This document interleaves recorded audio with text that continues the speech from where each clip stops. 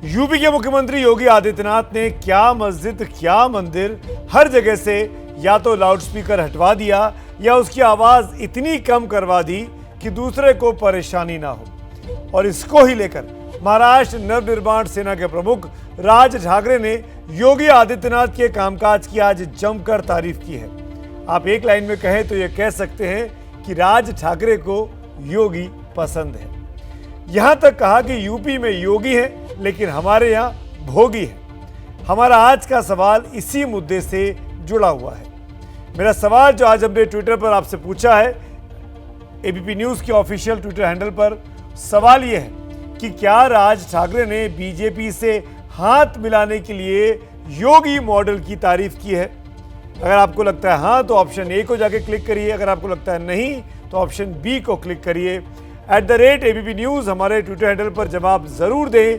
कार्यक्रम के आखिर में फाइनल जवाब भी आपको दिखाएंगे कि जनता क्या सोचती है, समझती है। सवाल फिर दोहरा देता हूं कि क्या राज ठाकरे ने बीजेपी से दोस्ती करने के लिए, हाथ मिलाने के लिए योगी मॉडल की तारीफ की है? देखा जाए तो यूपी के मुख्यमंत्री योगी आदित्यनाथ अपने दो फैसलों के लिए हाल फिलहाल में सबसे ज्यादा सकारात्मक तौर पर सुर्खियों में रहे हैं। एक उनका बुलडोजर और दूसरा उनका लाउडस्पीकर पर फैसला। आप कह सकते हैं कि जिस तरह से लाउडस्पीकर पर उनकी सख्ती किसी साइलेंट बुलडोजर जैसी थी, वो अपना रंग दिखा रही है। उसका राजनीतिक असर महाराष्ट्र में साफ तौर पर दिख रहा है, जहां बीजेपी से लेकर MNS तक योगी योगी की तारीफ करते हुए दिखाई दे रहे हैं, योगी के कसीदे पढ़ते दिखाई दे रहे हैं। उसी महाराष्ट्र में बहुत से लोग हैं जो अब मुख्यमंत्री उद्धव ठाकरे को योगी के उस शब्द के जवाब में भोगी कहने लगे हैं। हमारी ये खास रिपोर्ट सीधे मुंबई से। बस शासन का आदेश आया और उत्तर प्रदेश में मस्जिदों की अजान और मंदिरों के मंत्र से उठे शोर की आवाज नीचे हो गई।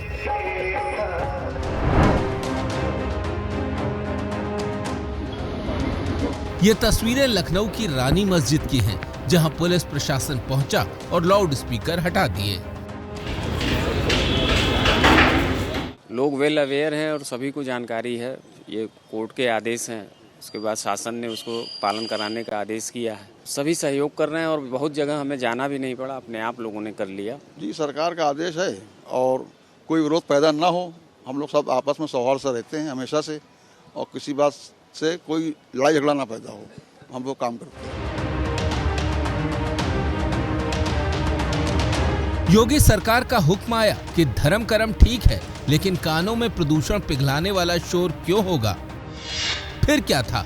मुख्यमंत्री योगी ने लाउड स्पीकर पर रिपोर्ट तो 30 अप्रैल तक मांगी है, लेकिन एक्शन देखिए कि 2 दिन पहले ही 18,000 से ज्यादा लाउड स्पीकर हटा दिए गए और 40,000 से ज्यादा लाउड स्पीकर की आवाज स्लो, बहुत स्लो हो गई।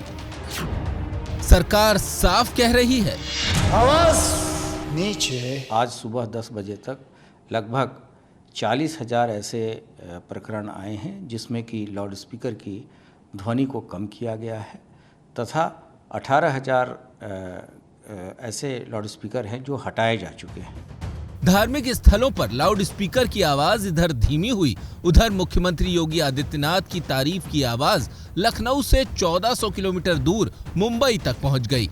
मस्जिदों में लाउड स्पीकर पर अजान के खिलाफ घमासान मचाने वाले महाराष्ट्र नवनिर्माण सेना के प्रमुख राज ठाकरे ने योगी को अपना सलाम भेजा, बधाई का पैगाम भेजा। मैं धार्मिक स्थलों, खासतौर पर मस्जिदों से लाउड स्पीकर हटाने के लिए योगी सरकार को बधाई देता हूं और उनका आभारी हूं।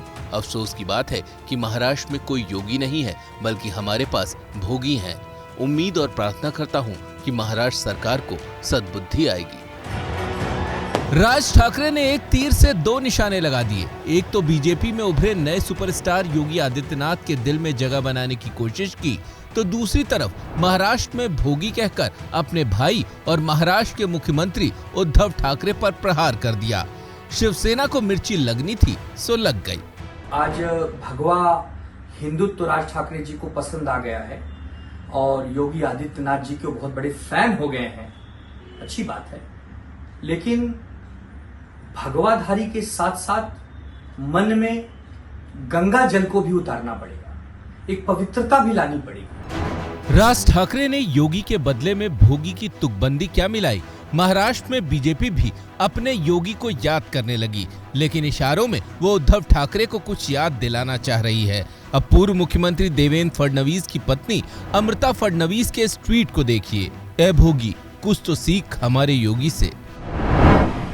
राज ठाकरे की लाउड स्पीकर के खिलाफ हल्ला बोल अजान तक सिमटी थी, लेकिन यूपी में जब योगी सरकार का डंडा चला तो मंदिरों के भी लाउड स्पीकर हट गए या आवाज नीची कर ली। और वो कहते हैं ना कि पहला प्रयोग खुद पर किया जाता है, तो सबसे पहले लाउड स्पीकर की आवाज मुख्यमंत्री के गोरखनाथ मठ में कम हुई, जहां लाउड स्पीकर का मुंह बाहर की जगह मंदिर परिसर की तरफ कर दिया गया और साथ ही कह दिया गया, आवाज नीचे। जब शासन प्रशासन का नियम जब बना है उसका तो पालन हमको करना ही है और उसके अनुसार हम लोग पालन कर भी रहे हैं। फिर तो दूसरी जगहों के मंदिर मस्जिद हो या भगवान राम की जन्मभूमि अयोध्या के, हर जगह शोर पर सन्नाटा छाने लगा। और फिर क्या हिंदू क्या मुसलमान, सबने कहा क्यों मचेगा शोर शराबा, अब रहेगी आवाज नीचे। जो मंदिर परिसर है उसके बाहर आवाज नहीं जानी चाहिए, इसका फॉलो हम लोगों ने किया है।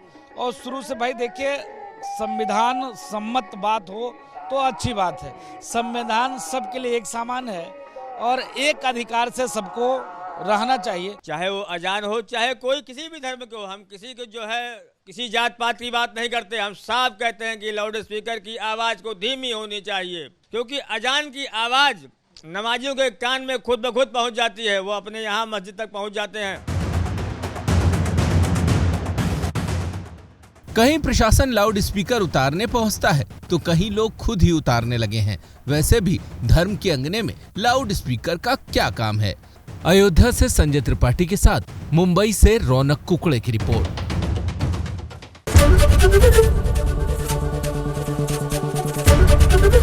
एबीपी न्यूज आपको रखे आगे।